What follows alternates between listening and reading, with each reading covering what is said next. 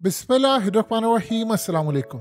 आप अंदाज़ा कर लें कि जब से यमन ने हमले शुरू किए हैं, अमेरिका इसराइल पागल हो चुका है कि कौन सी ऐसी ताकत है जो यमन को एक्यूरेट इंटेलिजेंस मालूमात दे रही है। वीडियो से लेकर तमाम इलेक्ट्रॉनिक इंटेलिजेंस मालूमात बराह रास्त जा रही हैं। किसको पता है कि हमारा कौन सा शिप आ रहा है, कहाँ से आ रहा है, कितने बजे आ रहा है, कब हमला करना है। और अजीब बात यह है, जो मिसाइल मारते हैं वो तबाह हो जाता है, यानी शिप तबाह हो जाता है, किसी तरह कोई बचत नहीं हो रही।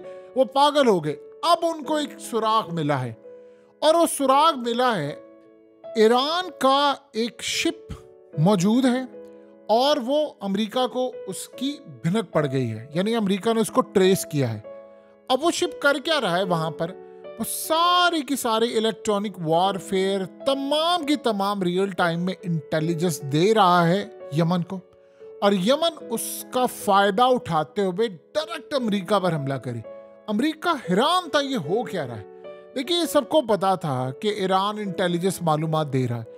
अब अमेरिका ने काम क्या किया है, अमेरिका ने काम ये किया है कि पेंटागन में एक हुई है मीटिंग, उसमें वो फैसला हुआ है कि हमने इस शिप को तबाह करना है। ईरान ने वार्निंग जारी कर दी है कि अगर हमारे इस शिप को, जो कि मिलिट्री के लिए इस्तेमाल होता है, अगर हमारे शिप को आपका मिसाइल लगा तो ये जंग होगी और डायरेक्ट ईरान पर हमला तस्वुर होगा, और उसके बाद ऐलान जंग होगा। फिर अमेरिका की तमाम मिलिट्री बेसिस मिसाइलों से दाग दी जाएंगी। फिर ये परवाह नहीं की जाएगी कि किस मुल्क में है, कहां पर है, कोई हमला कर रहा है, कोई साथ दे रहा है, किसी मुल्क से हमला हो रहा है कि नहीं। ईरान ने मिडिल ईस्ट के तमाम कंट्रीज को बाजिया कर दी। अगर हमारे शिप पर हमला हुआ तो फिर हम अमेरिका का कब्रिस्तान बना देंगे इस खित्ते के अंदर। फिर यमन नहीं लड़ेगा, फिर हम भी लड़ेंगे, यमन लड़ेगा, फिर हिजबुल्लाह, फिर वो जंग शुरू हो जाएगी जो आपके तसव्वुर से बाहर है। लिहाजा आप किसी सूरत ये गलती ना कीजिएगा कि हमारा वो शिप तबाह हो। अब असल में इसराइल को ये बात पता चल गई है। अब सोचे इसराइल क्या कर रहा है। इसराइल ने कहा है अमेरिका को, तुम ये शिप उड़ा दो। उन्होंने कहा कि अगर हमने ये शिप उड़ा दिया तो वो जंग शुरू हो जाएगी कि हमारा इस खित्ते में जीना हराम हो जाएगा, हम रह नहीं पाएंगे। फिर तुम्हारी मदद तो दूर की बात है, हम अपने आप को बचा लें यही काफ़ी होगा, और हमारे लिए ये जंग तबाह कुन साबित होगी। लिहाजा हम ये काम नहीं कर सकते। अब इसराइल इतना प्रेशर उन पर डाल रहा है कि आप ये हमला करें और ये सारी सूरत हाल पैदा हो, जबकि उन्होंने कहा है कि किसी सूरत हम ये काम नहीं कर सकते। अब सोचें कि इसराइल के प्रेशर के ऊपर अमेरिका ने इस खित्ते के अंदर अपनी फोर्सेस ले आया, सब कुछ कर लिया। नाना करते हुए भी अमेरिका काफ़ी कुछ करने में कामयाब हो चुका है। अगर हम अब तक की सारी सूरत हाल का अंदाज़ा लगाएं तो वो ये भी कर लेंगे, इसमें कोई दो राय नहीं है। इन्होंने काम कर लेना है। अगर यहाँ पर किसी भी वजह से हमला हो जाता है ईरान के ऊपर, तो असल में ये इस खित्ते के अंदर वो जंग हम देखने जा रहे हैं जो हमने आज से पहले इस खित्ते की वो जंग नहीं देखी।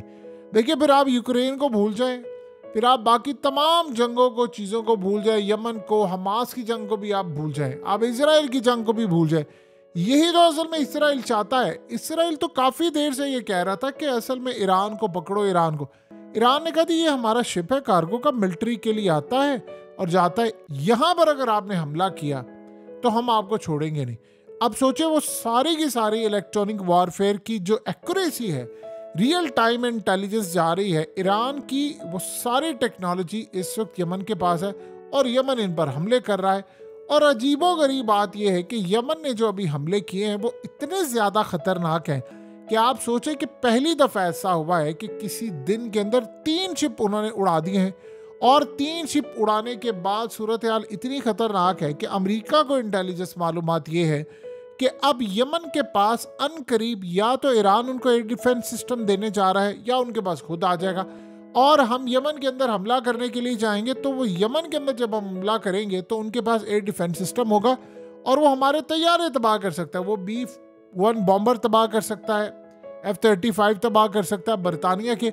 अभी तक असल में अमेरिका के पास इंटेलिजेंस मालूमात नहीं है सही तरह के, कहाँ पर यमन ने मिसाइल रखे हैं, फैक्ट्री कहाँ पर है, क्योंकि ना तो उन्होंने 4-5 साल से इस खित्ते के अंदर कोई इंटेलिजेंस मालूमात इकट्ठी की, ना कुछ की, बल्कि जब बाइडेन के आने से पहले भी सूरत हाल ये थी कि वो इंटरेस्टेड ही नहीं थे इस जंग के अंदर, यानी कोई उनको ऐसी सूरत हाल नहीं चाहिए थी।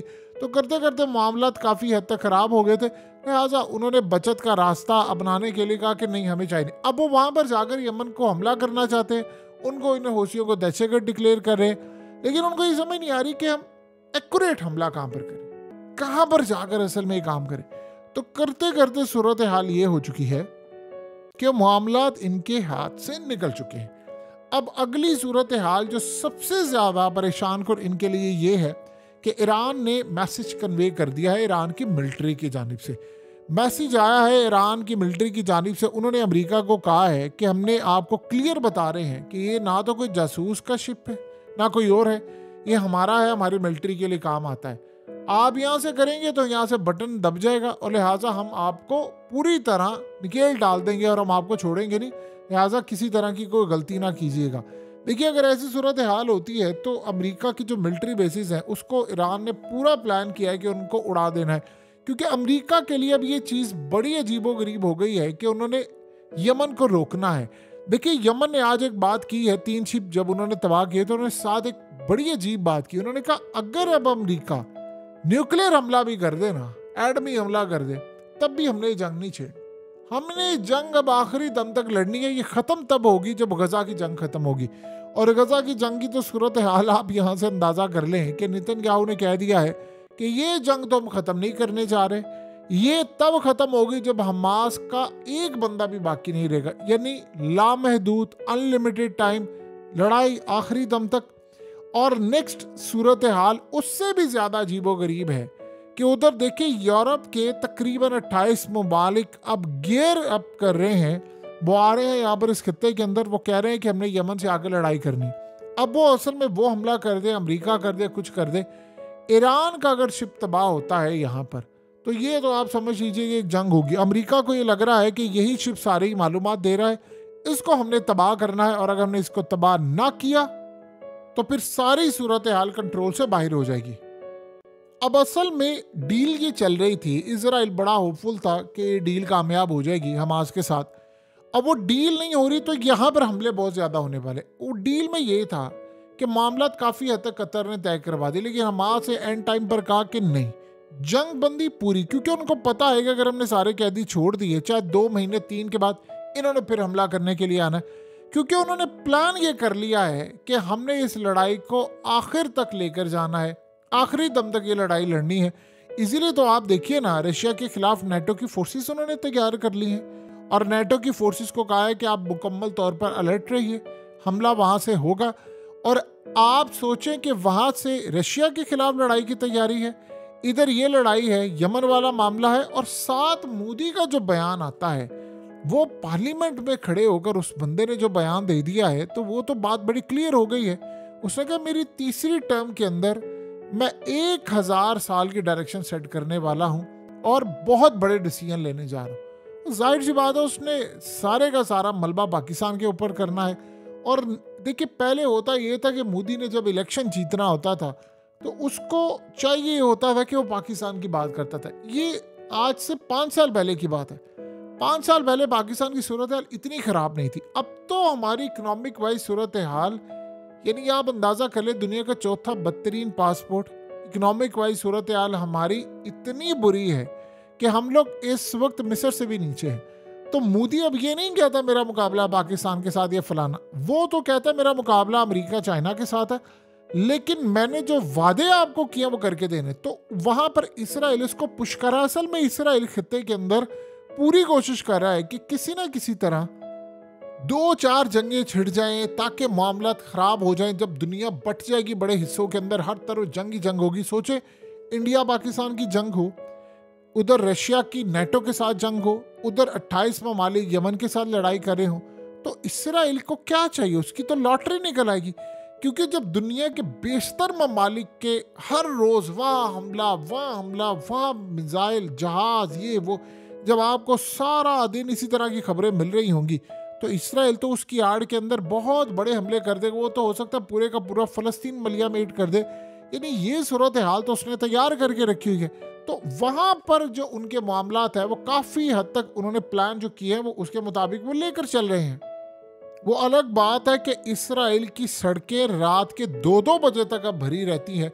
अब वहां पर लोग इतना शदीद खफा हैं कि आप सोचे इलाद का मामला इतना ज़्यादा हैरान कुन तौर पर उनकी इकॉनमी का तबाह कुन मामला हो गया है कि जिन्होंने होटल्स वहाँ पर ख़रीदे थे, पैसा लगाया था टूरिज़्म के लिए, इतनी इन्वेस्टमेंट की थी आम ताजिरों ने भी, वो सारे के सारे बैंकरप्ट हो रहे हैं। और इसराइल की आबादी आप सोचें कि तकरीबन 12 लाख लोग इस वक्त इसराइल से बाहर हैं। 90 में से आप 12 लाख निकाल दें तो 78 लाख यानी 78 लाख लोग इसराइल में मौजूद हैं और कम से कम 20 लाख लोगों ने बैग पैक करके रखे हुए हैं।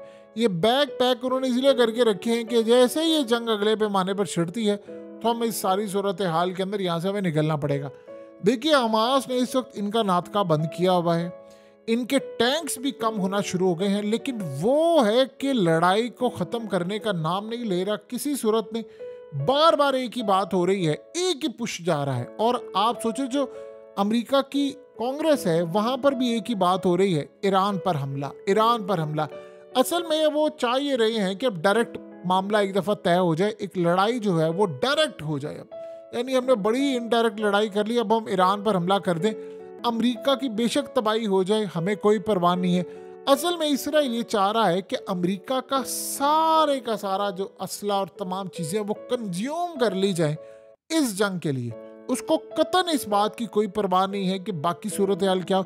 बल्कि वहाँ पर आप ये सोचिए ज़रा कि ईरान के खिलाफ ऐसे बयानात दिलवाए जा रहे हैं कि ईरान एक दफ़ा हमसे लड़ पड़े तो हम उसका सफ़ास्ती से नामो निशान मिटा दें। ये इस तरह की बोंगिया अमेरिका के अंदर है। अमेरिका हो, ये यूरोपियन फोर्सेस हो, इसराइल हो, एक चीज़ हमने इस जंग से सीख ली है कि ये सारे के सारे जितने लोग हैं ये बड़े बुज़दिल हैं। टेक्नोलॉजी के बेस के ऊपर ये सारे आगे बढ़े।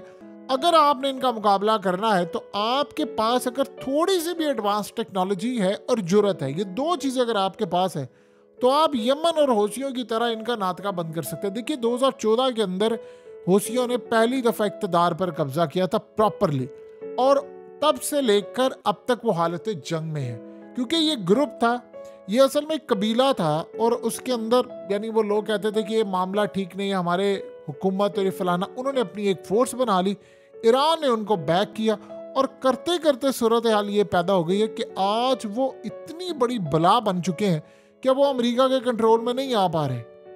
देखिए, बहुत सारी जो चीज़ें हैं वो डिसाइड करने वाली हैं। ये चंद इलेक्शन होने वाले, पाकिस्तान की सूरत हाल, पाकिस्तान का इलेक्शन होने वाला है, ये डिसाइड करेगा खित्ते के अंदर अगली डायरेक्शन क्या होगी। नेक्स्ट उसके बाद इंडिया का इलेक्शन होने वाला है, उसके बाद डायरेक्शन अलग होनी है।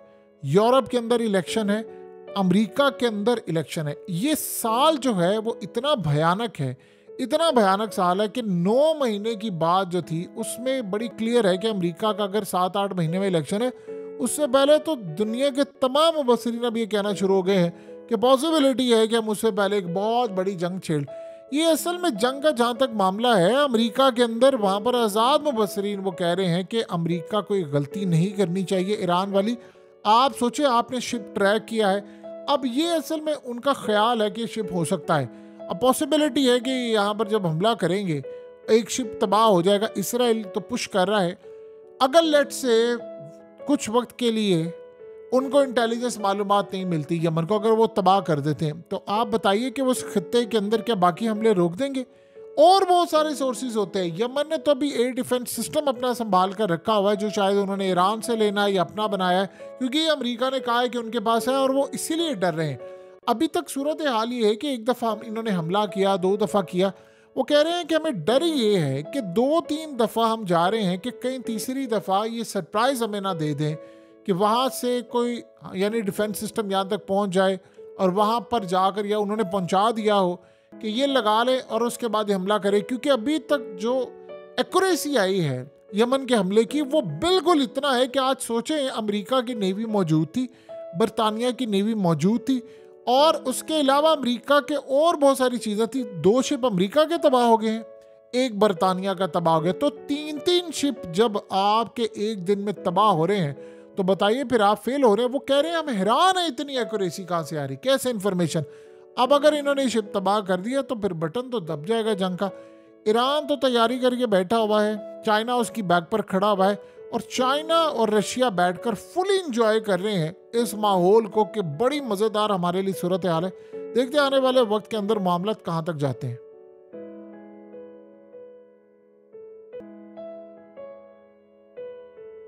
हकीकत टीवी को सब्सक्राइब करना मत भूलें, वीडियो को लाइक करें, शेयर करें और कमेंट सेक्शन में अपनी राय का इजहार जरूर करें।